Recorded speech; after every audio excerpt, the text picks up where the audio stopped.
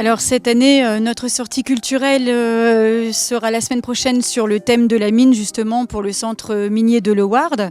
Et nous avons reçu cette belle proposition en début d'année où nous avons reçu le flyer, ce que je viens de recevoir.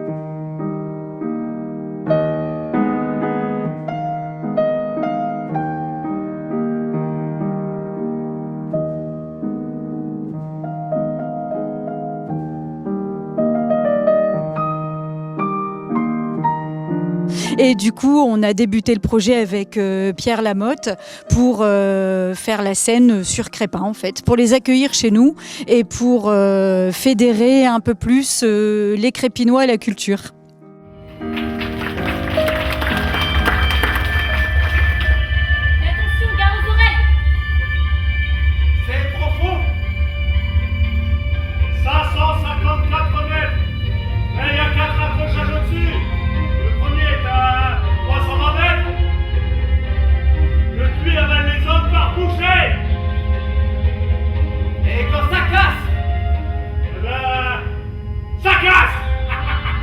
Non, alors c'est vrai qu'on s'attaque à un monument, la littérature française, l'un des livres, les romans les plus lus au monde. Et après, il y a un choix scénique à faire, c'est-à-dire soit on coupe beaucoup, on élague, on met un minimum de personnages, soit on se dit non, on essaie de respecter au mieux cette écriture.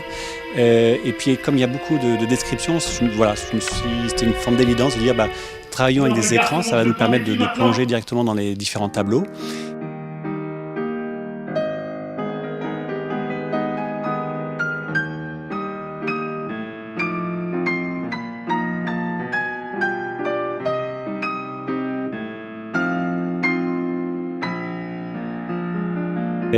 Et ce qui m'intéressait aussi essentiellement dans l'approche de cette œuvre, c'est le trio amoureux entre Catherine, Chaval et Étienne, sur fond de crise minière. Et tout ça, ce sont des thèmes qui ne sont pas très très loin de notre société, qui est à la fois le respect de la femme, mais aussi le lien sur les ressources minières. On imagine que c'est fini, que c'est loin, que c'est du passé. 2023, c'est quand même avec les histoires de guerre internationale, les crises internationales. 2023, c'est quand même l'année où on a le plus fait d'extraction de mines au monde. Voilà.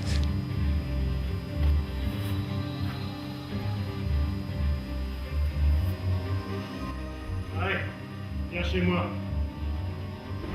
Belle maison, avec un grand lit pour un ménage. Je viendrai la semaine où les enfants ne poussent pas.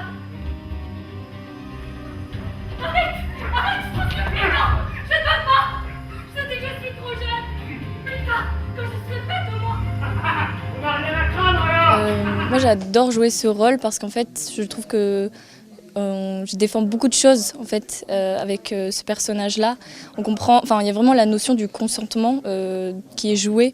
On sait pas, elle n'ose pas s'exprimer, elle n'ose pas dire non. Pour elle en fait c'est normal de céder, c'est normal d'accepter en fait sans écouter son ressenti et tout ça. Et c'est des choses qui sont vraiment importantes je trouve à représenter pour ensuite toucher peut-être ou interpeller des personnes. Et c'est des sujets, on dit que c'est vieux, mais en fait il y a des gens qui sont violés tous les jours. J'ai pas entendu. C'est quoi ce bruit? Qu'est-ce que c'est?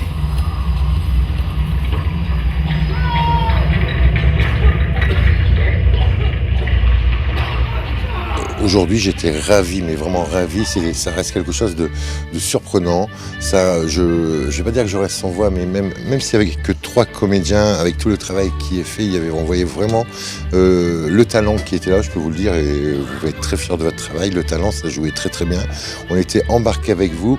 Et c'est vrai qu'il y avait un silence radieux dans la salle et tout le monde était vraiment captivé. Et là, je salue le travail du metteur en scène. C'est vrai que le film par lui-même est beaucoup plus long, mais en fin de compte, c'est tellement bien écrit, je le dis clairement, parce qu'en fin de compte, c'est vrai que avec la pièce qu'on a vue aujourd'hui, qui dure, je crois, 1h10 exactement, en 1h10, mais en fin de compte, on a compris tout le film. Allez les gars, continuez comme ça. La bouquette, allez me chercher tout le monde. Je suis monsieur pour la grève. Allez, là, à la grève. Je m'appelle Léon de Leroy, je suis un comédien de 22 ans et dans ce spectacle j'incarne Étienne Lantier qui va donc venir un petit peu ramener des pensées de révolte au sein du coron et qui va essayer de motiver tous ses camarades à se révolter contre les conditions de travail à la mine. Qu'est-ce que tu viens faire ici avec ce pauvre enfant? Qu'est-ce que ça te fout? Tire dessus si tu l'oses. On sera toujours là. Ils ont même pas de cartouche dans leur fusil, dur. On peut pas tirer sur ses frères, mon Dieu. Ils oseront pas. Eh, jamais! Tenez! Jamais, monsieur! Allez-y! Ton propre coup, t'as de salaud! C'est des femmes, des enfants.